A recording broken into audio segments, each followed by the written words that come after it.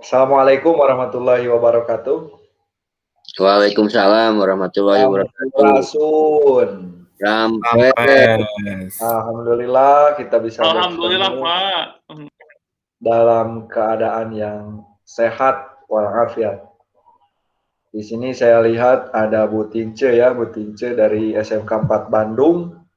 Bagaimana Iya, kabarnya Pak. Bu Tince? Kemudian ada Alhamdulillah, Pak. Pak, Baik, Pak. Alhamdulillah. Pak Andri Riswanto dari SMK 2 Garut ya Pak Andri ya. Kemudian Pak Denny Rahman, ini dari Cikampek. Ya, ya Pak. Hadir Pak, hadir. Dan ada Pak Indra dari SMK Negeri 1 Garut. Siap. Baik Ibu dan Bapak yang saya hormati, kali ini saya akan menyampaikan materi IHT tentang pembelajaran berbasis proyek atau PJBL, Project Based Learning.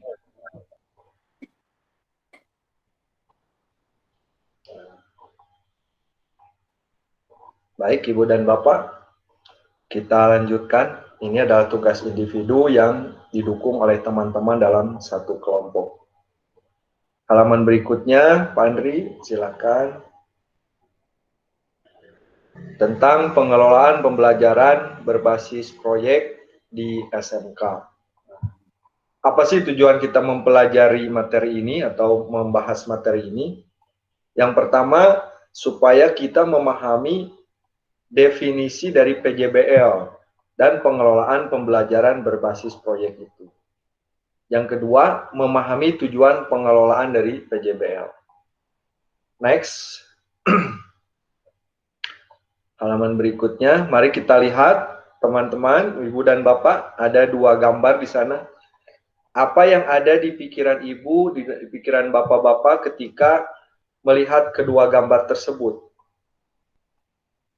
Ini pembelajaran di dalam kelas. Silahkan Ibu dan Bapak menanggapi gambar ini. Pembelajaran aktif, Pak. Siswanya senang untuk belajar.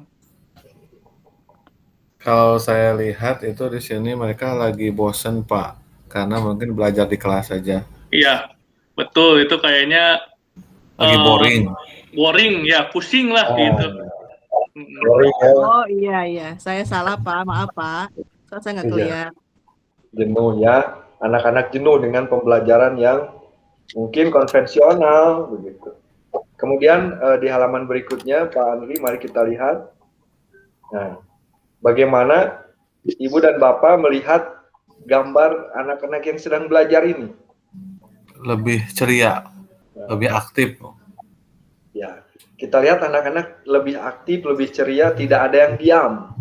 Semuanya terlibat aktif berpartisipasi dalam kelompok masing-masing. Yang ini yang gambar satu lagi, mereka begitu senangnya setelah menyelesaikan proyek yang mereka kerjakan. Halaman berikutnya, ini definisi pembelajaran berbasis proyek. Intinya, pembelajaran berbasis proyek itu merupakan pembelajaran yang menggunakan proyek sebagai media dalam proses pembelajaran untuk mencapai soft skills, hard skills, dan karakter. Itu inti dari pembelajaran berbasis proyek. Yang lainnya, Ibu dan Bapak bisa melihat atau membacanya sendiri. Berikutnya, definisi tentang pengelolaan pembelajaran berbasis proyek. Pengelolaan pembelajaran berbasis proyek merupakan kegiatan yang menggabungkan manajemen produksi dan pembelajaran. Artinya, kegiatan produksi dari mulai perencanaan, pelaksanaan, sampai evaluasi terhadap suatu produk diadopsi ke dalam sebuah kegiatan pembelajaran. Nanti pada akhirnya, pembelajaran dengan berbasis proyek ini akan menghasilkan produk yang seharusnya layak jual atau diterima oleh konsumen. Berikutnya, mari kita perhatikan gambar yang sebelah kiri ini. Itu adalah gambaran anak-anak kita, lulusan SMK, yang mungkin akan mengalami hal tersebut ketika mereka harus memenuhi antrean untuk melamar pekerjaan. Hasilnya hanya dua, mendapat salaman selamat dari personalia setelah wawancara dan Anda diterima, dan yang kedua, anak kita gagal, mereka tidak diterima dan menyesali ketidak diterimaannya. Tentu kita berharap lulusan-lulusan dari sekolah kita itu seperti yang terakhir, diterima di industri, diterima di dunia kerja, dan mendapatkan kehidupan yang layak. Oleh karena itu, kita memerlukan peningkatan kompetensi anak didik kita, yang salah satunya melalui pembelajaran berbasis proyek ini. Next. Nah, tujuan pengelolaan pembelajaran berbasis proyek. Sedikitnya ada 11 tahap. Kita lihat yang semuanya penting, tapi tidak mungkin kita membicarakannya satu demi satu. Yang pertama ini, meningkatkan kepercayaan dunia kerja terhadap SMK dan tamatan SMK. Ketika anak-anak kita masih sekolah saja, hasil produknya sudah diterima oleh masyarakat, maka apalagi pada saat mereka menuntaskan semua kegiatan pembelajarannya. Nah, itu yang menjadi tujuan pokok atau tujuan pertama dari pengelolaan pembelajaran berbasis proyek ini. Intinya, anak-anak kita akan dibekali skill, dibekali keterampilan untuk menganalisis kebutuhan pasar, menganalisis bahan-bahan yang diperlukan untuk membuat sebuah produk, memproses sebuah produk, sampai akhirnya produk itu bisa dipasarkan. Saya pernah berkunjung ke salah satu SMK di Kudus, ada KKM dari salah satu mata pelajaran produktif itu, kalau barangnya bisa dibeli atau bisa dijual oleh kepada masyarakat, baru dia mencapai KKM, dan tugasnya selesai. Itu uji kompetensi kalau tidak salah. Baru dikatakan kompeten ketika produk anak bisa diterima, ada yang membeli lah istilahnya begitu. Lanjut. Nah, sekarang mari kita bicarakan apa yang dimaksud dengan PJBL dari apa yang saya sampaikan tadi sebelum ke pertanyaan. Inti dari PJBL itu kira-kira apa menurut Bapak dan Ibu?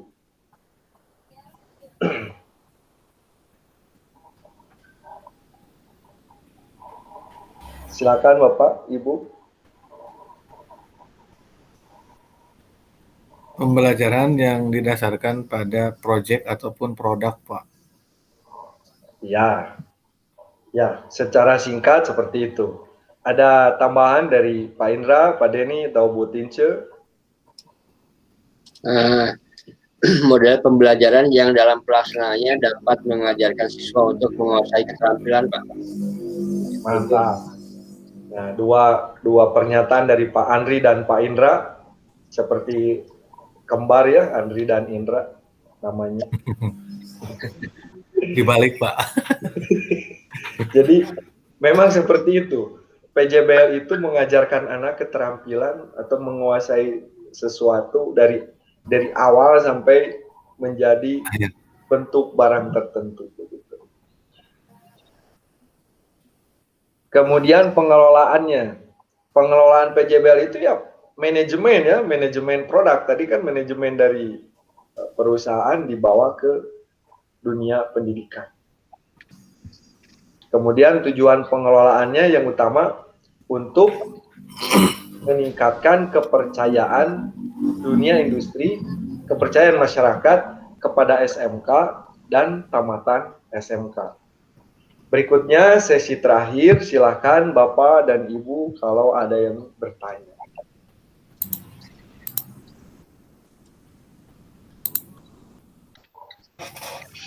Ya, Pak Deden. Ya, Pak Denny, silakan. Ya, saya ingin bertanya, Pak. Silakan Pak Denny. Ya. Ini Pak, apa sih yang jadi hambatan dalam pemodelan PJBL itu Pak? Oh, baik Pak Denny, terima kasih pertanyaannya. Sangat menarik. Barangkali ada teman-teman yang mau menjawab dulu sebelum saya memberikan jawaban. Nah, baik. Hambatan yang saya rasakan itu ada 5 huruf Pak Denny, yaitu M, O, D, A, L. Modal. Modal ya Pak ya? Modal ya? Iya, salah satunya modal. Karena untuk memproduksi sesuatu harus dimulai dengan modal atau finansial. Yang kadang-kadang bukan tidak mendukung ya. Kadang-kadang kalau kita mau membuat sesuatu yang agak besar gitu ya, tentu saja memerlukan modal yang besar juga. Selain modal juga peralatan. Misalnya saya di dunia percetakan, ketika anak-anak mau membuat banner misalnya, membuat banner, itu printer yang besar itu ploternya kan mahal itu dan belum tersedia di sekolah, itu hambatan. Tetapi saya coba mengatasi hambatan itu dengan menurunkan grade-nya. Tidak perlu membeli printer yang besar, tetapi ada biaya untuk mencetak banner tersebut. Atau saya juga pernah membuat pin, ya, pin yang bisa dijual kepada sesama siswa di SMK 10. Nah, seperti itu Pak Denny. Oh iya. Kira-kira nih Pak, kalau 10 juta cukup nggak kira-kira? Itu tergantung produk yang mau kita buat dan berapa pieces, ya, berapa jumlahnya. Jadi produknya apa yang mau kita buat dan sampai dipasarkan itu apa gitu kan. Maka anak harus punya keterampilan menganalisis kebutuhan tadi. Nah. Oke. Iya, siap Pak. Ya. Terima kasih Pak Denny. Pak Indra, Pak Andri, Bu Tince mungkin. Nah. Baik Bapak dan Ibu, waktu juga sudah semakin menipis untuk saya menyampaikan presentasi.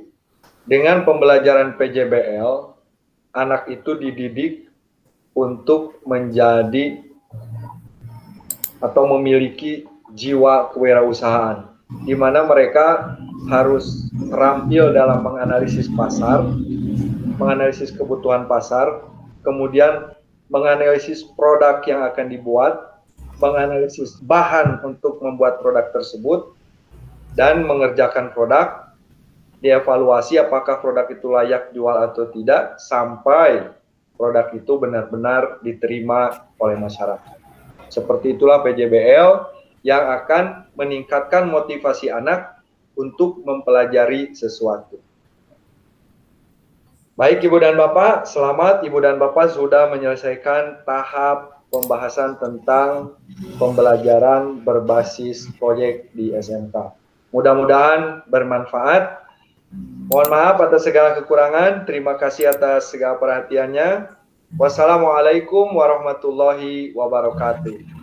Waalaikumsalam warahmatullahi wabarakatuh. Sampai. Waalaikumsalam warahmatullahi wabarakatuh. Sampai Pak.